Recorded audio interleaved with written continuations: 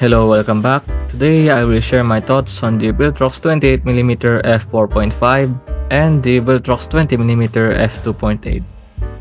Right off the bat, you can see that the Viltrox 20mm is almost 3 times taller and features an electronically coupled focus ring.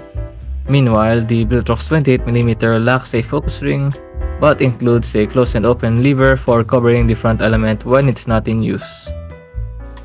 In terms of size, the Viltrox 20mm isn't half bad.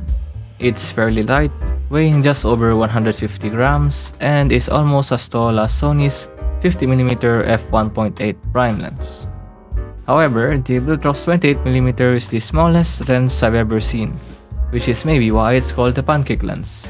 The lens is just slightly shorter than the grip on my Sony a7 Mark II, and is as light as a feather. Well, not literally. The 8mm difference between 28mm and 20mm may seem small, but it impacts shooting noticeably.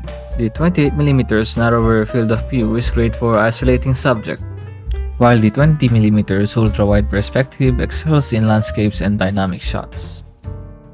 The only thing I don't like about the Viltrox 20mm is its severe field curvature.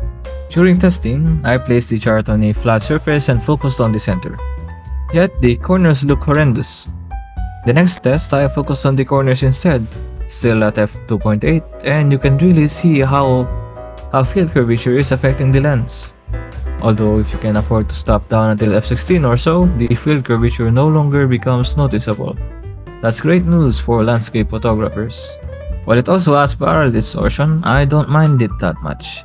I mean, it's pretty common for wide-angle lenses. On the other hand, the Viltrox 28mm F4.5 is almost perfect.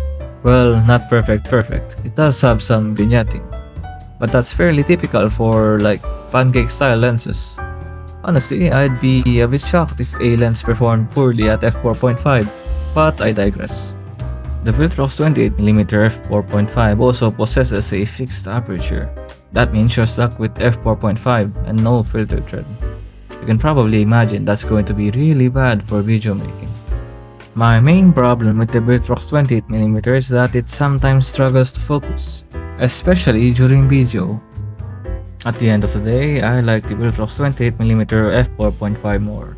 Don't get me wrong, they both perform well for their price range, but I feel like I would rather just buy a Tamron 20mm F2.8 for roughly around $100 more, just because it doesn't suffer from distortion and field curvature. And that's it for me. Goodbye.